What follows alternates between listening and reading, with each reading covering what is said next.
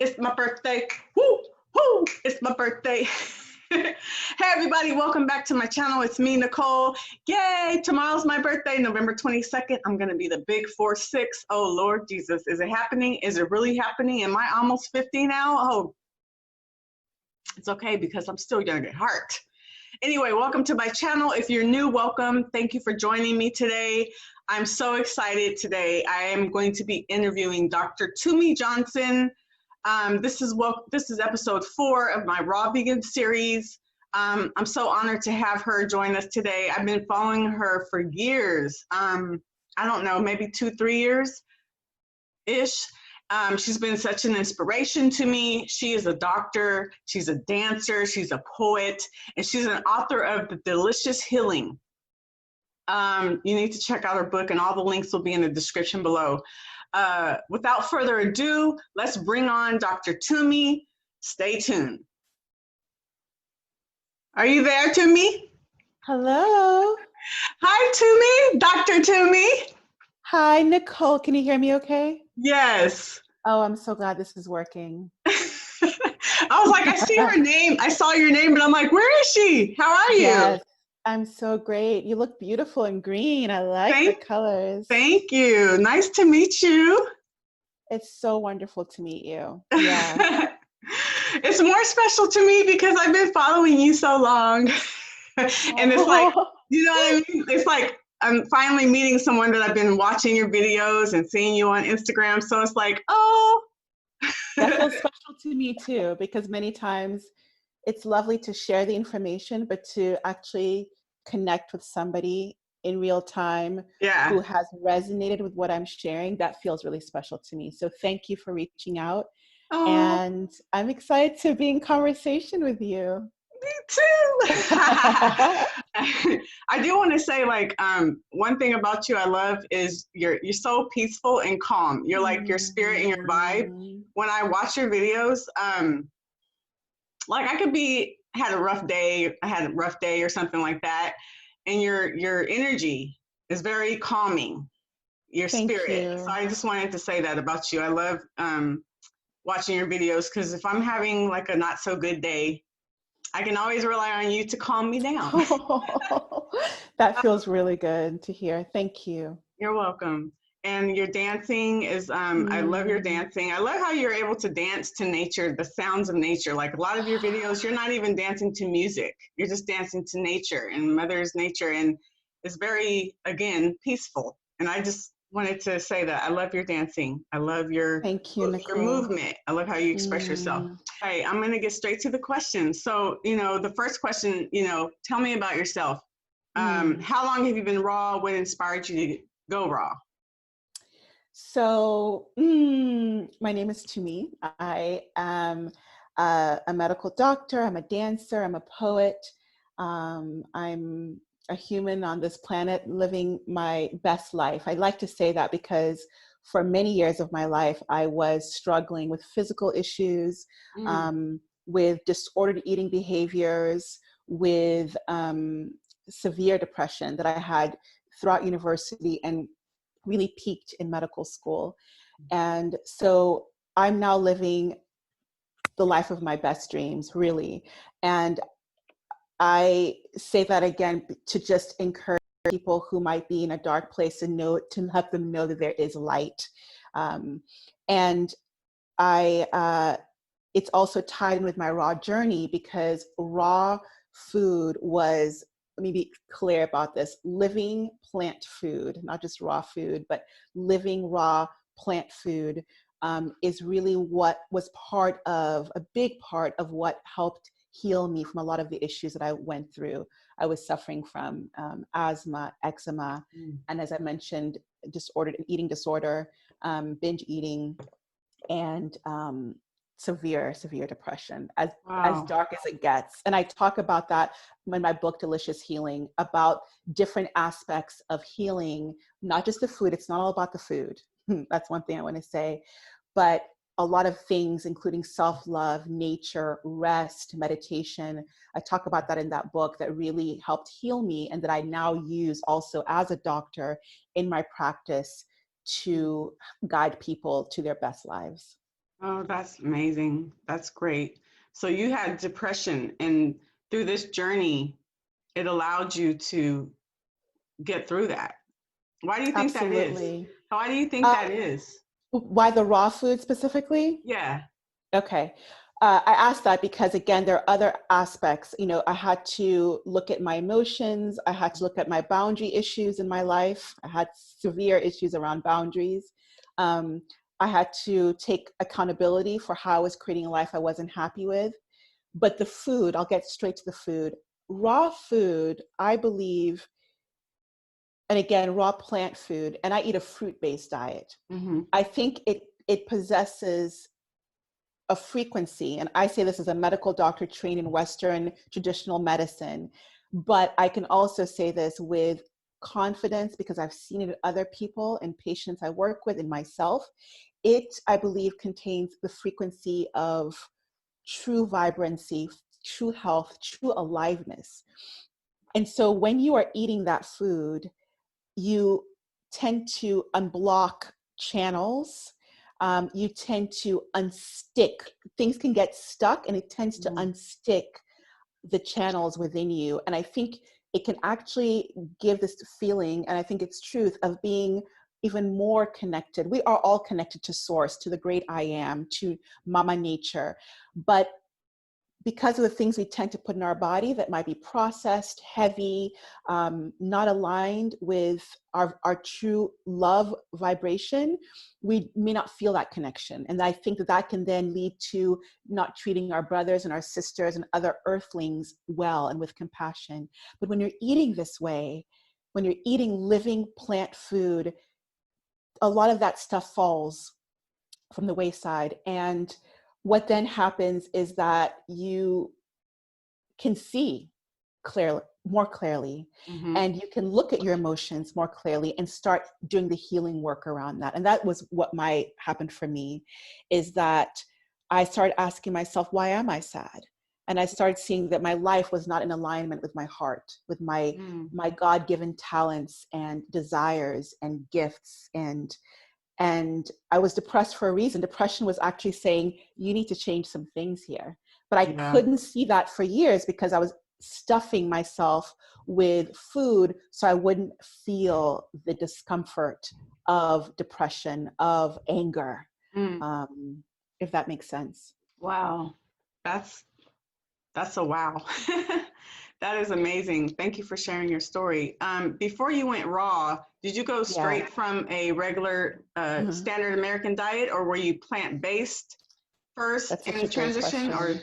Great yeah. question.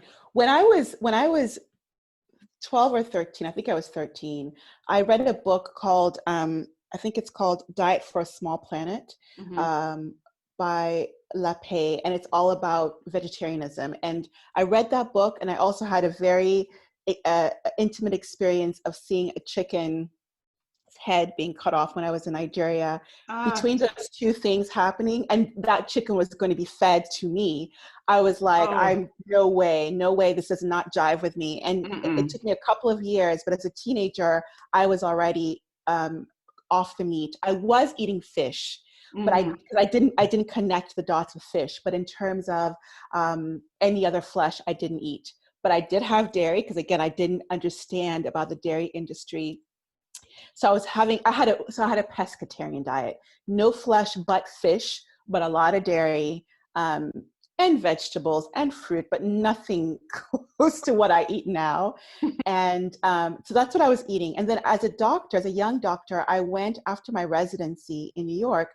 I went to West Africa, worked as a doctor in the field, running a malnutrition hospital for a group called Doctors Without Borders that does a lot of work in terms of relief work, especially in war zones, but also just in terms of malnutrition. So I was doing malnutrition work there. That's where I started my nutrition training, actually. And so after a year there, Nicole, I realized how powerful diet was as medicine. And when I came back, I looked at my own diet, pescatarian, but not healthy. I wasn't feeling good. I was about 30 pounds overweight. I was still having eczema. I was still having asthma. And by this time, I'd already done some work around my emotions. I'd gone to therapy, but something wasn't right. And it was then I dove into the research, and the research led inevitably to Yeah. whole foods plants. Yeah. And then the next step was living foods. I mean, it just was clear to me. And then I switched. I went to the Woodstock Food Festival in 2011, the very first one, Mm-hmm. read Doug Graham's book, 80-10-10 Diet. And the next day I was like, I'm done. Like, that's it. Like it was a culmination of lots of research I was already doing. And then to read that book, to see people, to see Doug, to see other people vibrant. And then it led me also to reading to Dr. Aris Latham's work, to Annette Larkin's work, a lot of people. I just started absorbing the information, changed my diet in 2011, never looked back. That's amazing. Yeah, Annette Larkins, and they're like on my list. They're like some big inspirations of mine as well. I actually had a conversation with Annette Larkins. We got to speak on the phone. She's amazing. 78 years old, still walking at 10,000 steps a day. More than walking, the woman dances. She's a beautiful picture and Yeah. of potential of what we are. We're meant to be doing in this lifetime. Right. That should be our norm. Right. Exactly. Everybody, y'all hear that? Get on board. Get on board, people. So you're a doctor. You are an internal medicine doctor. That was my residency training. Okay. So my residency was in internal medicine. Okay. And then I did further nutrition training. And then I also, I'm also a diplomat of the American Board of Integrative Holistic Medicine, which means I did further training in holistic medicine. Okay. I did a yoga teacher training course, because I did all these things because it was clear to me that it wasn't just about writing prescriptions. And so I wanted to bring in the yoga. Yoga, I found when I was 13 years old and saved my life in so many ways.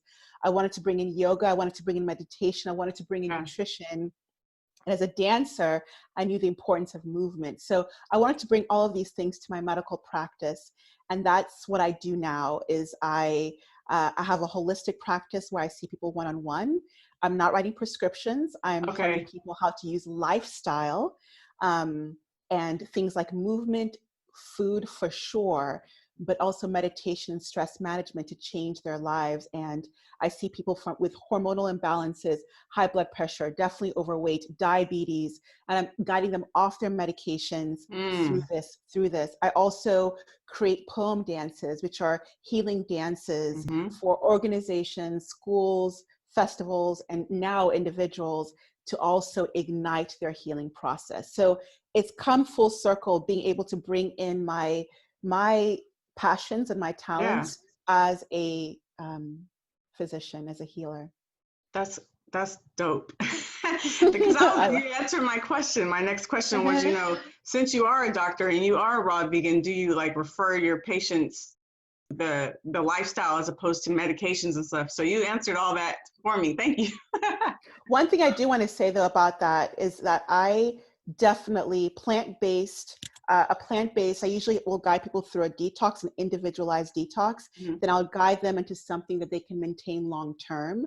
But I love to meet people where they are. And I always start with like the plant-based whole foods approach. And depending on where they are, it might be all living foods and raw, but it might be all cooked or some combination. And then if they're just like, I'm not ready for mentally, emotionally, physically to do all plant-based, working with people where they are, I think is so, so important. Honoring the person where they are. So I do bring in raw, but not everybody who works with me is raw at all. I just want to be clear about that. Thank you for clarifying. So your diet is fruit-based. So what does a typical day look like for you? I know everybody's days are different, but I can tell you today. I'll just walk you through today. What you do today? So let me just say one thing about that is I am also breastfeeding mama. Okay. And I say that because I eat a lot of calories and it wasn't something that I needed to, and this is one thing I love about this way of eating. You don't have to sit around and count calories and think, what do I need in this diet? And where am I in my life? naturally, your body instinctually, when you're on it for a while, Mm-hmm. your body will know, what do I need? So I want to also say this very clearly, and that's why I sent you some pictures with Yeah. me pregnant. I Mm-hmm. gained about 15 to 16 pounds in my pregnancy. That was it. 15 or 50? 15, 1-5. Okay, because I That's was it. like, you don't look like you gained 50 No, no, pounds. no, no. And then it basically melted off. Yeah. All of it is like on my breasts You were now. just stomach. You were Yeah. on stomach. You didn't. Yeah. But I think part of the reason for that was, again, the food I was eating. But I grew a healthy, vibrant, you can see him, chubby baby boy, and birthed him at home only with my husband present. It was a free birth, an unassisted birth. And I say Wow. all this because the diet helped me do that. I know that. Also my dancing, but I was Mhm. able to dance every day of my pregnancy because of my diet. I was able to Yes. have my energy. I had no morning sickness. I had no, and I say this just to say the diet, when we're eating the food that we're designed to eat as a species, a lot less suffering happens. So what do I eat now? I'm breastfeeding my 1-year-old baby, so I eat a lot of calories. Yeah. Today, I started the day with, I also love to eat what's in season. This is very Mhm. important for many reasons. So today I had, funny I say that, then I had watermelon, which is not usually in season, but our neighbor is growing huge. We're in the Canary Islands, so some things are in season when you wouldn't think they're in season, but he grew these huge watermelons. And another thing about this diet is you start attracting, people just know, oh, here, let me get, I get fruit given to me all the time. So I ate a big watermelon. I shared a huge watermelon with my baby and my husband. And then Oh, I I'm followed that up jealous. with some oranges, some beautiful oranges. And then after that, a couple hours later, I had big cherry moya, Mm. which are really nice and dense and delicious. Had some figs after that. Mhm. And then for dinner, I always start my dinner with fruit. Mm. So I had pomegranates. So I had about 3 pomegranates, I believe, which are in season right now and are antioxidant powerhouses. If you have pomegranates around, I highly recommend them. And then I had a beautiful, gorgeous salad of lettuce and shaved pumpkin and uh, red bell peppers. I make a savory chia pudding dressing Mm. with that. Some other vegetables in there, but a big salad. And that was it. And I That feel great. sounds just sounds so freeing.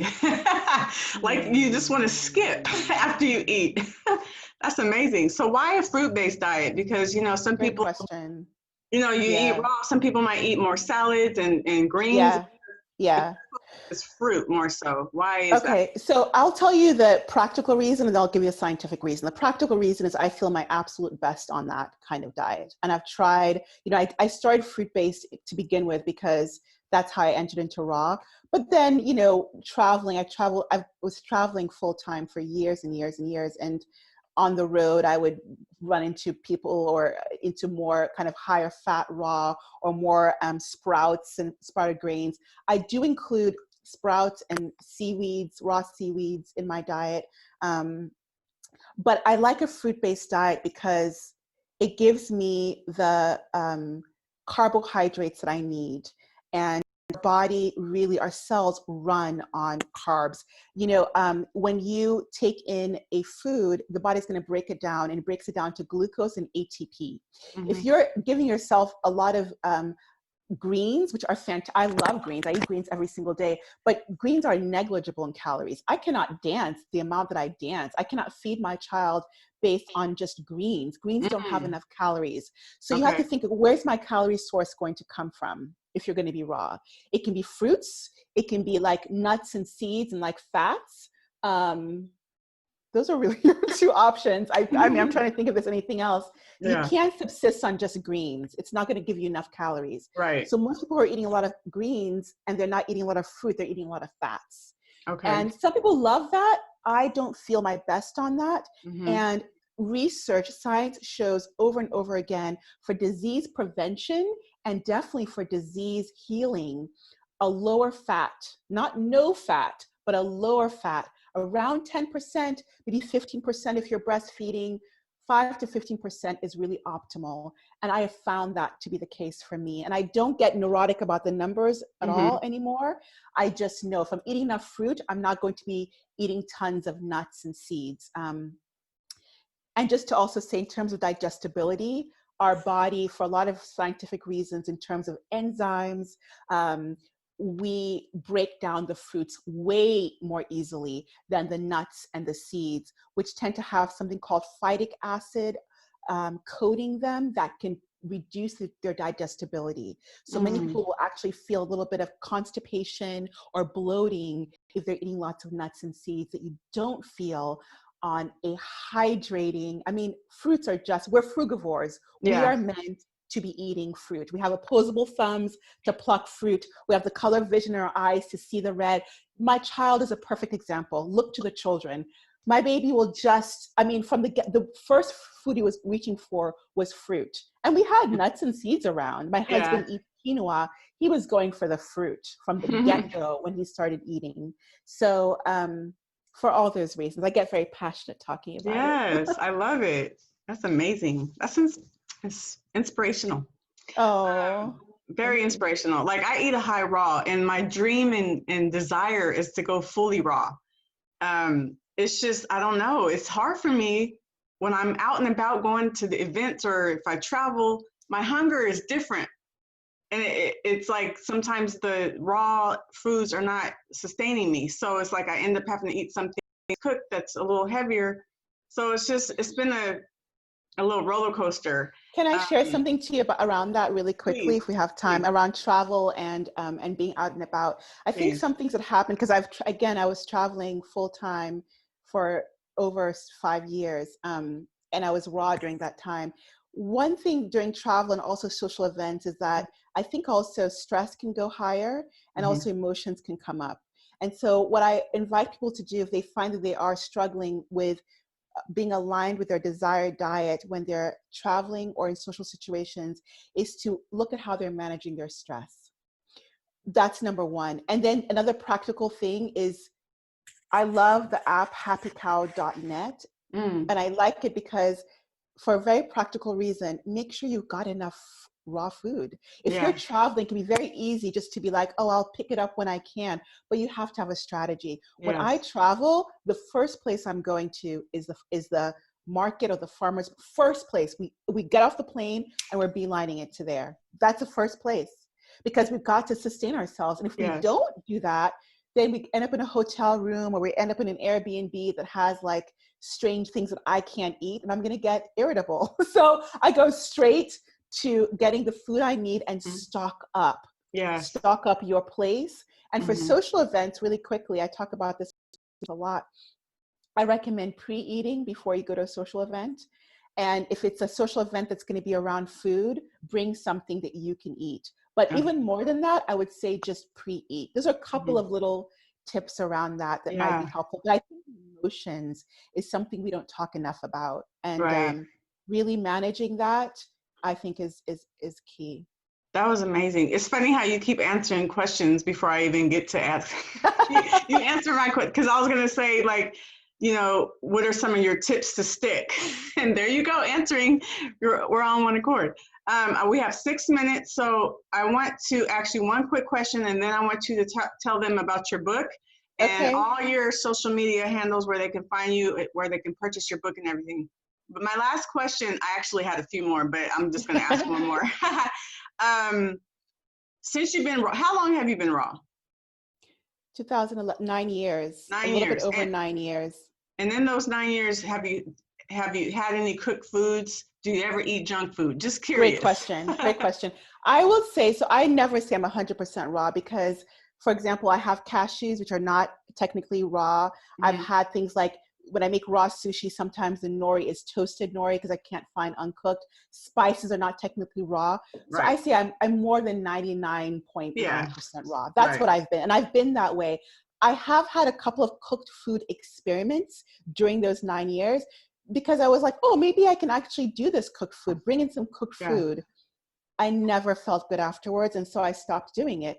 in the beginning of my pregnancy, I had a couple of episodes where I was like, I want to bring in some cooked food and see how I feel in my pregnancy. Did not feel good, stopped it immediately. So I've Okay. had a couple of discrete periods, not periods, meals where I say, I'm going to try cooked food and see how I'm doing with it. Because I don't like to be dogmatic, but every time I do a cooked food experiment, and I haven't done one since the beginning of my pregnancy, and that was over a year ago, I don't feel good. So few cooked food experiments, but not more than 99.9% raw, if that answers your question. Awesome. Yeah, you definitely answered. Okay, we have 5 minutes. Let's talk about your book and Okay. all the places they can find you on social media. So I will say, just to go back to something you asked about, how do I make it stick? Because I do think it's now something that's so easeful for me. It's joyful for me to eat this way. And for anybody who's struggling with wanting to do this, either raw vegan, high raw, eating clean this way, I have a webinar that's on my website it's called the 5 strategies for being successful in a raw vegan. Because it's not just about being raw vegan. It's also, for me, about feeling vibrant and healthy and joyful and not neurotic and healthy, like your best health. So I have that webinar. And then my book is also on my website. And you can find it on my website. And I have an audiobook version if you want to listen to my voice saying the book to you. And again, it talks about all the realms, the different realms that I have found to be incredibly helpful for not just living your best health, but living your most delicious life, I like to call it. Yes. My social media handles, my YouTube is Performing Healing. I just recently changed the name to Performing Healing. And my Instagram is The Poem Dances. One word, The Poem Dances. Those are the best places to find me. Instagram, YouTube, my website for more information. Amazing. Everyone, I will have all the links in the description, so make sure you check her out. Check out her books, check out her social media handles. She's amazing. She's very inspirational, and her energy is awesome. And yeah, thank you so much, Dr. Tumi. Look, I stay within our time frame. Are you proud of me? You're amazing. I am so, because I will tell you, I feel like we could have talked for hours. We just scratched the surface. And I do want to say, I think your energy is lovely. It's so ebullient, so full of life. And thank you. Please keep doing what you're doing if it feels good for you, because you are very good on camera and you have a really great infectious personality. Thank you so much. I really appreciate you taking the time. Now she is a doctor, y'all. A doctor, a mom, a dance, a poet, an author. Okay, she took the time to meet with little old me. So thank you so much. I really appreciate you. And we should talk again. We have so many things in common. You know what I mean? Like we should exchange numbers or something. I'll email you later. But thank you so much. I appreciate it. I would love that. Much love to you. Yes. Take care. Peace and blessings. Peace and blessings. Take care. Bye. Bye. Well, thank you guys so much for watching episode 4 of my Raw Vegan series. I hope you enjoyed it, and I hope you were inspired. I just love Dr. Tumi. I've been following her, for years, as I mentioned, and she's wonderful. Her spirit, her energy. I'm like, she just looks like she lives a stress-free life, okay? So we need to take notes on what she's doing, especially during this pandemic, okay? Anyway, thank you guys so much for watching. I hope you enjoyed, and I look forward to having you watch my next video. Also, want to give a shout out to my sister. Her earrings at She Raw Danglers. I will put it in the description below. Go check out her website. I also wore some of her earrings on my episode too, so check it out. She's very talented, creative, and I'm not just saying that because she's my sister, okay? So anyway, you guys, thank you so much for watching, and I'll see you guys in the next video. Deuces. God bless you. Happy Thanksgiving.